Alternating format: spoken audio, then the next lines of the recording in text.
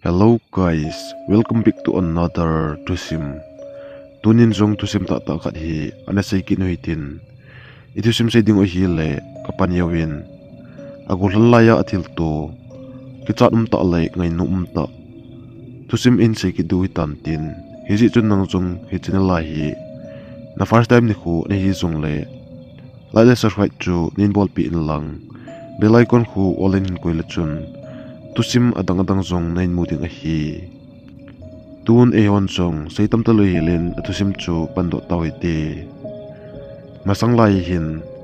Kum nau ko hi. Ano tinglang li zingin. Hizit chun. Jilevale zong hi. Ana al zingin. Mazar jiding hin. Iwa ado ding hi zong le. Ana asal zingin. Husong chu. Insom le in liho bo hi. Kana hi ufin. Ahin, tinglang hi zi chun, bolding zong an zipun. Ni se le lowai kun bu chu nakibol zi e. Ahin, kiho kusunga kuna hi, kabazaro hi nakikamplale zingin. Hiti chun pala ni ko zong hi ang tal tan ahi le. Numay kat hi, hiti, kakusung lampiw, bazar lampi lang ahin, numay kat. Zanuye hin atang siin. Ana chi su in hitizin la chun ama hi ana ki khai li e train khusum mi te in jong ama nu chu aki khai li hi en mu do tawvin ama nu chu ipzi a ana ki khai li ham ti hi ana khul jing ofin a hin la khusum mi te hin ana he do him pu ve chu in athilung chu kamang sunga hin aki khai li na ko ma chun ein vui pau ve hiti chun phalani ko zong hi ong chal jing tan ke zong ni khat hi lowai kunin ka chi tan suni salum ke hin na chu kain tong jing tan a hi le ni lam zong hi ong i tan chun ke zong hi ilang chu kong pe tan a hin hi chi in lang kain zo ting le hi chi kabazar lam pi u na me no ani ki khai li na kom hi en ki opa ji in a hi Join ke zong kong tan hi le kong jing lai hin lamsa lang ho chu apu la jingin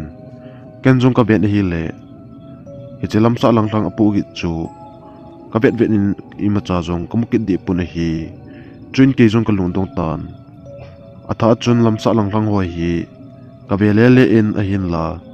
ima cha chu komu do lo pa ra hin kamsa ho a hi lo le gamzu them hi ba le hin ti tin ka gelin in lang chu kain ki zo thim pitim tan a hi le he chepe na chun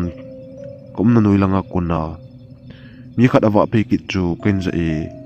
chun ki jong ka ve ki loin a hi le he chemi wa ki chu ka zakit na pun he chapa na chun kalung odong thim tan a hin ton chelo chun in lang chu kain jun ki tan in klun na hin ke zong ka su thingin a hi le kati chu nu mo se su jingin a hin kana to kalel wal ji hin te tin zan chu kana imu wa tan hi zan chu ka ki chol hi anop jing lai ta in kalup na chung ho chu ang wa thla jingin a hi le ke zong imu thelo win kong ki thu khang tan a hi join kum na kom ho chu ka ve le na hi le karum ko jong chu na ki hong tan Chun ke zong kalung dong le zingi hitia kon kon ting jing te chu ken la ko pan tup chenin hitia kot an kon jing te chu kalung don pha na hin kot chu kale kha ke tan hi chun ke zong ka im ki tan hi le zan khang lang pe a hin kain tul la uwa mi khat awa le bang chu kain hi e he chapana chun ke zong im thelo we hin kong ki thu khang ki tan hi kong ki to ka achun kain tul live mi khat awa le git chu akeng tu git hot chu akiza e he chapana hin ke zong kalung adong le jingin gavet dit chu zam so ji chun ka po do nom kit puna hi a hin hitia kum jing lai hin ka jun chu ong su tan ke zong jun ta lo de ka ti wang hin ka jun chu a ha su le jingi hi chun kachin nom lo sa chun ke jong ka ki thu do lai chalen to langa chun ko po do ta ni hi to la chun ko po do a hin zun chu ka kitha tan hi le kom na keng langa ko na mi khat awa git chu ken jakit te hi chun ken chong mi wa git mi kyang khunung gin ka za chu ka kinung hei loi chelen ka ve in hi le he chi ka masang lai ta chun nu mei khat von kang baby a an din chu ken mu ta e chun ke jong hi ke chat na chu he palo ye la hin he chun mei nu chu ka ve tim tim in hi le he chun mei nu chu akianga hin tul chu ana tong ka tapun hi ama jong hita omphe na chun akianga tul to ka lu ku mu chu he chun mei nu jong ololin kamasang lang pi achun einung nganin olola chun ama jong hi akitol phei phei in achi phei banga chun kamu in a hin hi chun mei nu chun akianga tul ato ka lu hi chu ake he the he chapana chun ka kichat na hi khur khana chun hong sang che che tan katimul jong chu akitho do jingi chun chin mei nu chu bet lo ding ti wanga hin kalung chu the tun tun kitnin kin chong he chun mei nu chu ka ve ve na hi le he che ka bazar lampi lang wa chun olola hin achi phei chu akimu thein hi ken jong hi chinung chu ka ve ve na hi le he che lampi pha pha chun amang pai pai tan hi le ka ki chat na chu ang pung che che che tan chun ke jong kino chela chun in chunga hin kale lai lut ki tan hi le in chung ka lu na chun kan ko te chu ai mu no hi ananom the jingi ke wang chu ka ki chal he jingin a hin don chelo chun kalup na chunga chun ka ki jam ki tan hi le hi chun mei nu chu kalung ge la hin ong ki lang lang jing tan a hi le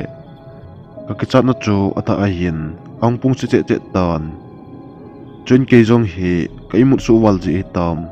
kana to kalel wal ji tam hi ta lup na kana ki jam jam chun kan imut la lam jong hi kana he papoi akat langa jing khong wa wa hin khong ki tho do tan a hi le kain ko te jong chu ana ki tho kam taw vin ke chu boni dinga hin inanga ovi ke jong boni dinga chun ka chi phein bu chu kan taw vin a hi le ka boni a per wa chun zan la ka thil tu chu kan gel do tan kan jong kin ko te ko ma chun ka thil mu hol le zan la a zun ta ka chi a chinu ko mu dan chu kan ko te ko ma chun ka sei pi ta vin hi le kan ko te wang chun eta san po vin namang si a hi po vi namang si chu nanop nop na si hi tin ke chu ai nui sa zo vi a hin ke wang chu ata ta banga ka hi nin a hin kan ko te vin ta ai sei pi pan chun kamang ta bangin ke hen a hin zun ta ka chi wang hi ka ki he ni a hin kan ko te win hi ta sei pan chun ken jong don selo vi len kamang ta banga chun ka gel tan a hin kamang tabanga ka gel ku jong le he chun mei nu chu ata ata a kan mu hi chu kan he che ne a hin ken ko te ko ma chun i jong ka sei bia nom ta pun sei bia jong lang e ta san lo ji wa chun imo cha ka sei bia ta pun he chini jong chu na tonga hin lo lang chu kan zon ki ta na hi ke jong lo lang ka chi a na ka to jing lai hin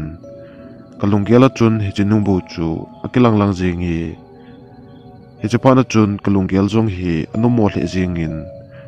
mata chun in lang hi kongkile ta na hi in kalul lu na chun kin ko te jong hi anom po vin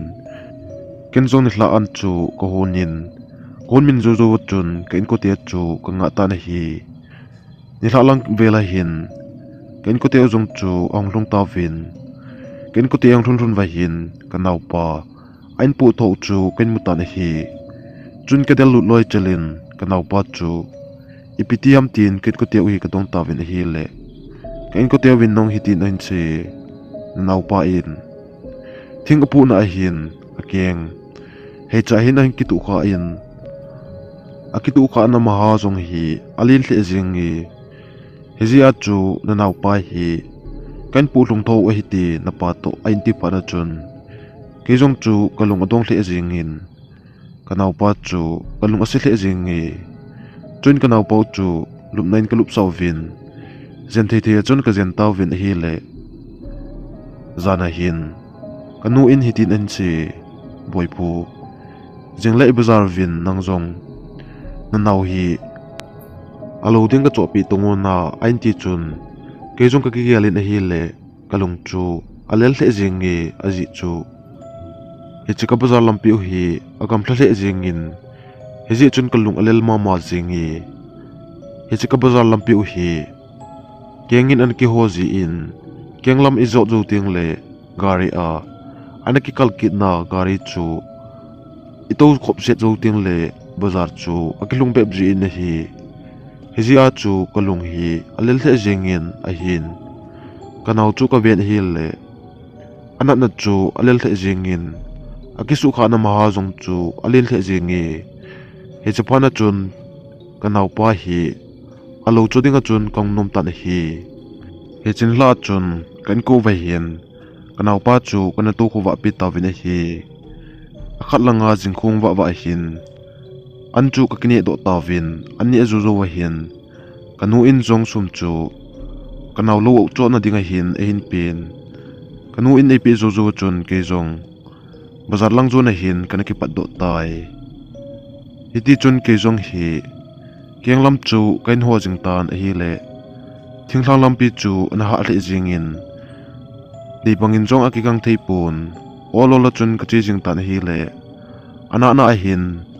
rut chu kain patan rut ka pha a hin ken jong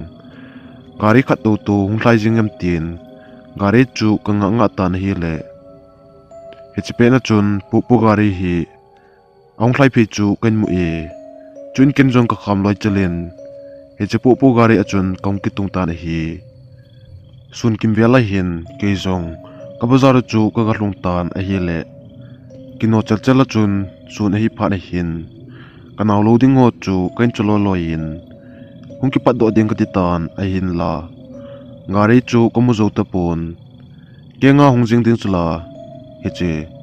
gari lampi chu ana saw hle jing na lain gari lampi ho zo zo le kenga ichang si a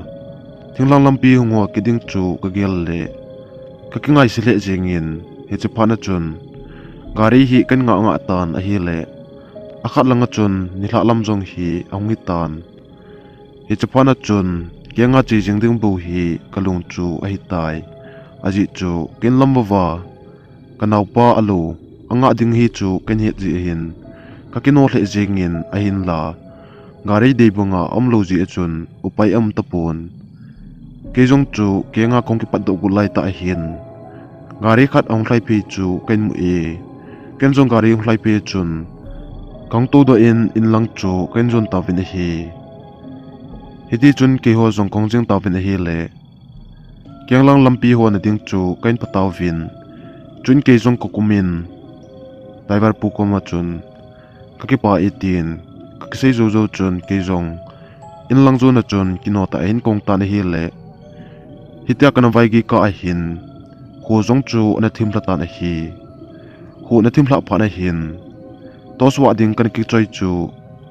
kan ki gel do ta na hi to swa ding ka ki choi chu ken jong kan ki wa in olola chun kianga hin kong jing ta na hi le ga he dinga chu kenga thinglang lampi kan ho jong hi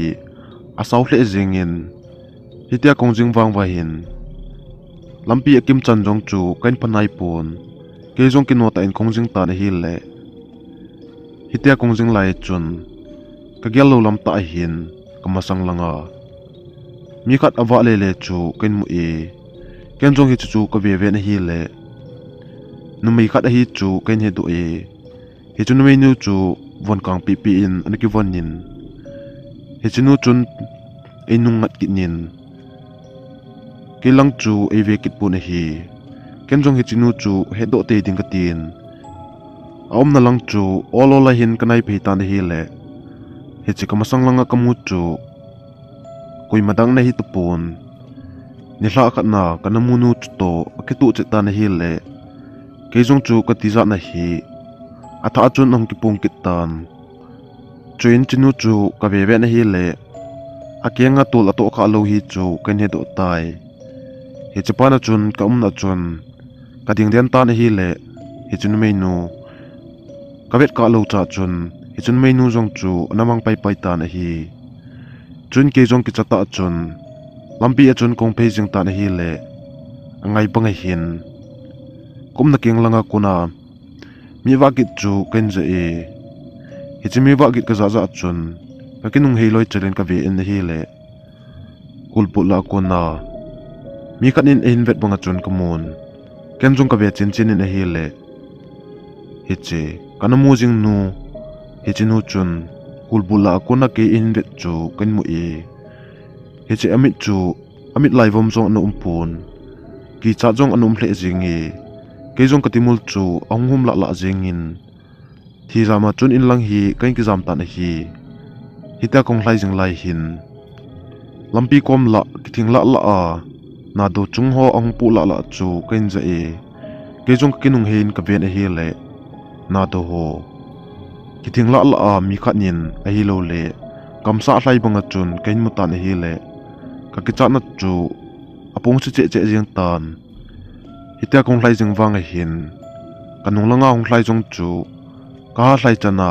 ong ha che che banga chun ke hitan chun ke jong ka kinung hein ka ven hi le hi chi kanunga na du la a nang la a hong hlai nu chu ka hlai chana hin ong ha che che jing tan hi le ka ki cha na chu apong si che che jing in ke jong ka kap do di di jing tan hi a hian kin su na ding chun in lang chu thi delen kan del ta na hi ke jong hita kong hlai jing lai hin kanung langa thil git ka za jong chu ong thip chat ta na hi le kalung chu ong ol dom tan ka kinung hei tha kinin ka ve ki tan a hi le he chi kanunga ong hlai nang la ong hlai ong chu a thip chat pha na hin ke jong kalung ong mong dom dom tan ol ol chun kong jing ki ta na hi le hitia kong jing lai chun kom na king langa kuna na mai khat akagit chu ken je e ken jong mi hem hi lo ting chu ke hetan ka chat wal ji a hin ha pen pen a chun ka pengin ilanga chun kong hlai jing tan a hi le hita kong hlai jing lai hin ka king langa kuna hi chun me nu ka git chu hitalo hi la hin ong nui ki tan hi hi chun nui git chu kanung lai ta ka za bangin tan chun ke jong ka kinung hein a hi le kanung lai ta a hi chunu me nu chun khaw na ke o wa ke nu hin del jing chu ken mu ta tan hi le ke jong ka kapla jing tan ka pum pum ma chun ka chutil hai jing tan hi le ana na a hin hosung chu ka ga hlung tan hosung pha pha a hi ke ho in chu a hi ji in sunga chun ka pum pum ma hin ka lai lu ni na hi le kanule ka pa chu alung dong hle jengin ke chu in ho pi in ipinati ham ipidai banga chu kapum puma inhung hlung na hi ham ole ipi boina na tu ham tin ke chu idong le tawin hi le ken jong ka thil to zo se chu kanule ka pa ko mai hin ka sei pi tan a hi le kanule ka pa jong chu ka cha hle jengin alung jong adong hle jengi he chepena chun ka paniau hi ka in ma chun ahung lu nien hi ko ma chun hi tin ong se nong lama i zong na tu lo hi nam tin ke chu idong tan hi le ken jong ka paniau ko ma hin ka thil to zo se chu ka sei tha kinin a hi le ka paniau win jong hi tin an che nang ho nong ma sang je ma chun ke hi ama sangin kana che in he chi ka chi jing lai hin na mai khat lampi a na to chu ken mu to ve hi chun ken jong ka ve ve na hi le hi chun mai nu chu ana to pu mai hin ana kap kap jingin ken jong mi khat to tu ham tin kanai phei phei na hi le amun ka phala wut lai ta hin hi chun mai nu jong chu amang pai pai tan hi le ke jong ka king lap jingin hi chiwang hi adi thei ta poi ka tin illang chu thi de la kong ki del a hi ke nunga ong hon jong til khat khat ain tu du chu ka hi e kong lu lu na chun na inu kan ho pa in na nule na pa kanang ka dong in hi le nang jong bazara na ni chi chu ka he pha na hin nen ko te ko ma imacha seiloi la kanada hla a na hungding zo chu kananga o hi apa e dama in nang hlun na na le apa ai jinge tin kapania win jong sap in he che pha na hin ke jong chu ka ki cha na hi atha achun hong pung kit ni aji chu kapania win chong ana tu a ken jong kain tu ji a hin ka ki cha na chu a san che che jing zo e a hin ken ku tiau chun thamon thi nai ni thamon of fin an chu kane do tawin a hi an ni zu zu chun ka nau pa ka zen ovin ka zen zu zu chun ki chong zan hi ka ki chol du ta na hi a khat langa jingkhung wa wa a hin khosung mi te le hetia bazar an chi zo se chun ki tu bang bang le ki mu bang bang ho chu namu taw vin chu le zan chong hi koima na ki chol tu sa thei pu vin zun tha na chi a chu le pa ma na chi ho zong hi he chinu chu amu thu hi khosung chun ang kitang tan hi le hobung upa hon zong ita thil su chu e phat ba hin hobung upa ho zong ong keu tu vin he chalai mun chu su thiang ding le taw na pati cha man ding chu ain ngai tu ta vin hi chu in hobung upa le khosung lam kai ho chu keu bang ovin pastor khat le taw dam ho khat hi akipuyo vin heche numei nu na khai li na chun su thiang na kin khat hi aga nei ta vin hi ama ho zong su thiang na king a chai chai vai hin illang chu ongkle ta vin a hin tu chanin wang pathil lung sin na zalin heche tabang ho chu kain khu uvin jong kan mukit ta povin bazar ka ji tingo jong le kan tu ji ta povin a hi a hin heche ni hla a bazara kan chi ni hla a kathil tu hi kidang zong ka sa in ka kichat ni pen ni khu zong chu ana hi tai tusim akichai tai tusim ingai num du zong ka ta sanin hiji chun share rong nei na bol pi vinti a kain tim nom pen a fe hiji tusim ta ta a hin masang laya thil su ai tai a hin hiji nu mei nu ani khai li nu hi itumai tabanga hi ani khai li ham chu koiman zong na he do tapo vin a hi tusim akichai tai abola kona chai chan ain ngai zo se na bon chawin ki pa tu kan sei ki ne tusim aban ananga ki taw hi te suna ngai zo se sun pha zana ngai zo se zan pha ni hla a ngai zo se ni hla pha na bonun mang pha